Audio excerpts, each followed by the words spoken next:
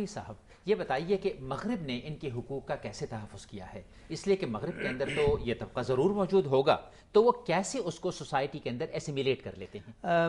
مغرب کے معاشرے زیادہ میچور ہیں جی، ان کے اندر انڈیویجولزم موجود ہے. وہ سوسائٹیاں اتنی میچور ہیں کہ کسی ایک فرد کے حقوق کو بھی ان کو پروٹیکشن دینے کے لیے وہ معاشرے اتنے اس طریقے سے کام کرتے ہیں کہ وہ ہر ایک کو ایبزارب کر لیتے ہیں in terms of providing their rights to them.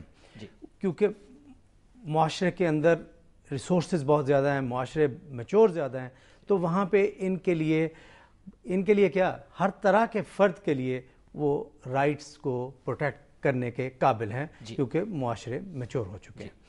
اب ایک طریقہ انہوں نے جو اختیار کیا ہے ان کے حقوق کو پروٹیکٹ کرنے کے لیے وہ یہ ہے کہ بعض پہلے ایسا نہیں تھا، اب ہو رہا ہے کہ کوئی فارم فل کرنا ہے تو پہلے صرف وہاں پہ لکھا ہوتا تھا سیکس، پھر جینڈر آ گیا تو اس میں ہوتا تھا میل فیمیل.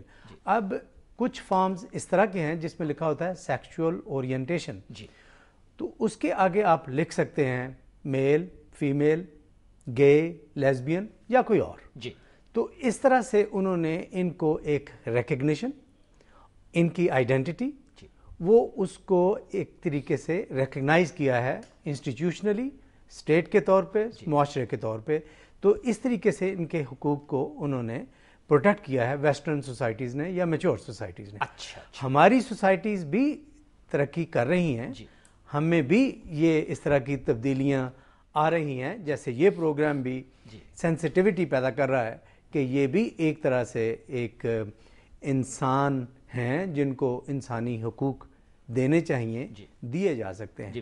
تو یہ اس طرح سے ایکسکیوز می جو ویسٹرن سوسائٹیز ہیں انہوں نے ان کو حقوق دیے.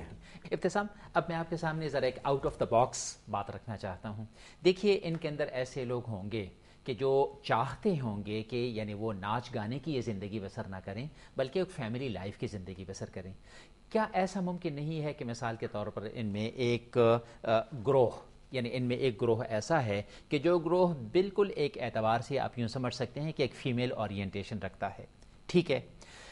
کیا ایسا ممکن نہیں ہے کہ ان میں سے کچھ لوگوں کو کوئی بھی مرد اپنی دوسری بیوی کی حیثیت سے بسا کر اپنے گھر میں بسائے، ٹھیک ہے، اس کے بچے نو ہیں، اس سے کیا فرق پڑتا ہے؟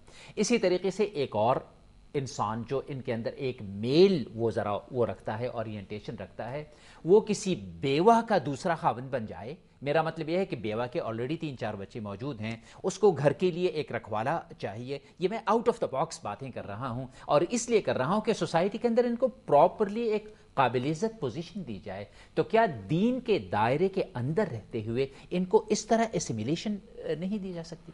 ڈاکٹر صاحب ایک بات جو ہے نا اس بات کے بیک گراؤنڈ میں جو بھی بوبی صاحب نے بتائی ہے اس کو انڈیکیٹ کرنا بڑا ضروری سمجھتا ہوں. انہوں نے جو ذکر کیا ہے بعض ڈیفیکٹو لوگوں کے مقابلے میں سائیکولوجیکل اورینٹیشن کا ذکر بھی انہوں نے کیا، جن کا ذکر زنخے کے باب میں کیا ہے. انہوں نے کہا بعض مرد ایسے جن میں زنانہ روح موجود ہوتی ہے، تو وہ روح اور ان کا جسم کا جو کنفلکٹ ہے، میں یہ سمجھتا ہوں یہ کنفلکٹ کی جو انہوں نے بات کی ہے نا، یہ ایک سائیکولوجیکل یا اسلامی یا اخلاقیت و ایک بے راہ روی کی کیفیت ہے جس کو انہوں نے مغربی معاشروں. یہ تھوڑی سی میں آپ کی بات کاٹتا ہوں، وہ میں آپ کو بتاؤں کہ وہ بہت ریئر ہے، یعنی بہت آپ یوں سمجھ لیجیے کہ مثال کے طور پر مجھے بھی اس طرح کے لوگوں سے ایک واسطہ ہے، لیکن میں نے اپنی پوری زندگی میں کوئی کیس میرے پاس اس طرح کا نہیں آیا. ڈاکٹر صاحب ایک منٹ ٹھہرے، یہ بات بوبی نے کہی، میں نے نہیں کہی، میں نے ان کے منہ سے سنی ہے، مجھے تو پتہ ہی. انہوں نے کہا زنخے کی کیٹیگری میں انہوں نے ان لوگوں کو شامل کیا ہے.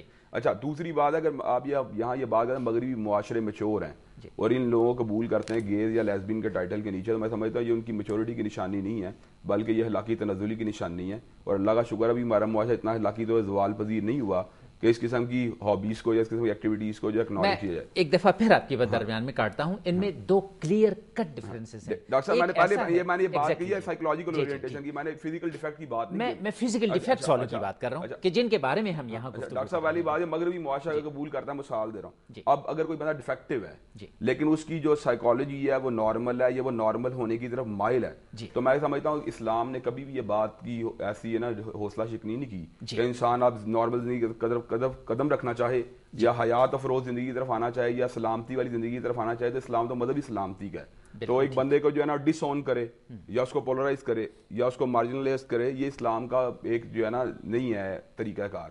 مثال دے رہا ہوں, اب جو انہوں نے زنحے کی بات کی ہے, میں اب دوبارہ وہ بات کرتا ہوں, وہ کسی بیوہ عورت کا دوسرا من کیوں نہیں ہو سکتا؟ اس کے اندر روح جو اس کے اندر موجود ہے بے راہروی کی, اگر وہ بے راہروی کی روح باہر نکل جاتی ہے, مردی ہے نا آلریڈی, تو وہ بیوہ عورت کا خاوند ہونے میں کیا کفیت ہے؟ وہ تو کسی نارمل لڑکی کا خاوند بھی ہو سکتا ہے اگر وہ اپنی اس حرکات شنیعہ سے باز آ جائے.